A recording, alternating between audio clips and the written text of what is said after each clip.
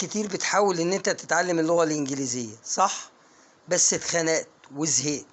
تعالى يا سيدي وانا اقول لك، سيب بقى اللي في ايدك، كوباية الشاي، وقبل ما نبدأ الفيديو صلي على حبيبك محمد صلى الله عليه وسلم، وتشترك معنا في القناة وتفعل زر الجرس وتعمل لايك، طبعا فضلا وليس امر.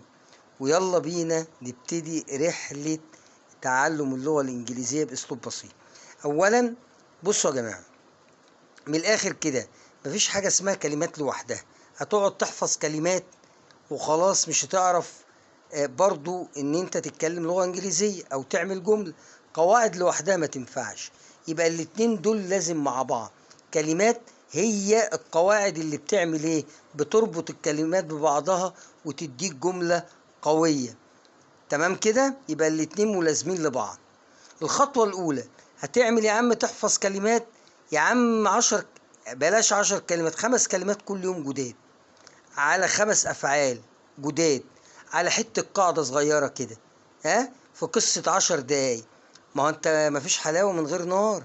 وبعدين انت بتتعلم لغة، فاسمع الكلام اللي انا بقوله لك ودون النصيحة دي كويس جدا عشان تطبقها من النهاردة.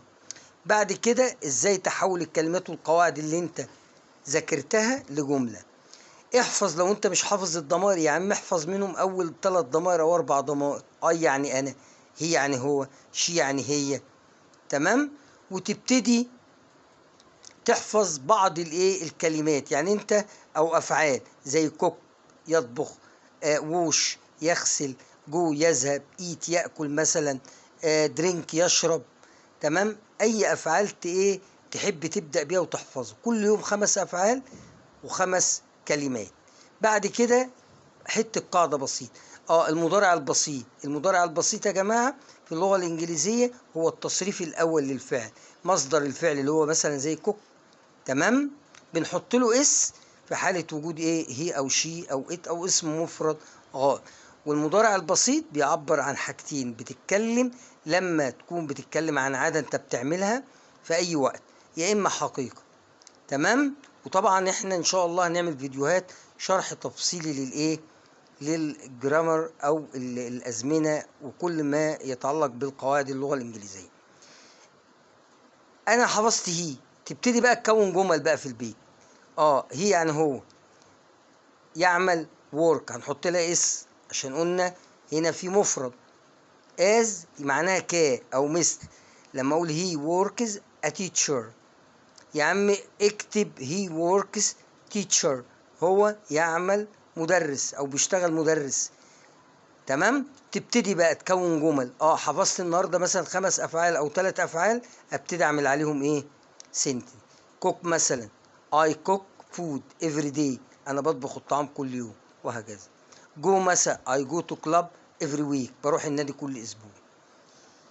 لو انت مشيت على البلان او الخطة دي اقسم بالله فترة وجيزة جدا تبتدي بقى تزود، هتلاقي نفسك كده حابب ان انت تحفظ كلمات اكتر، افعال اكتر، قاعدة جديدة بقى. بدل المضارع البسيط تبتدي تشوف المضارع المستمر، مرة الماضي البسيط، وتطبقها. وانا معاك ان شاء الله نعمل سلسلة حلوة كده، هقسم لك، اعمل لك برنامج وجدول يساعدك في ان انت تحفظ كلمات، او انت ممكن تعمله. الموضوع سهل وبسيط يا جماعة. لغة، انت بتتعلم لغة. يا رب لو كنت افدتكم واستفدتم من الفيديو، ما تبخلوش علينا بقى باشتراكك في القناة، وده شرف لينا، وتفعل زر الجرس وتعمل لايك. طبعا ده كله فضلا وليس امرا. واهم من ده كله صلي على حبيبك محمد صلى الله عليه وسلم. كنتم مع رمضان مهران في قناة مستر رمضان اونلاين.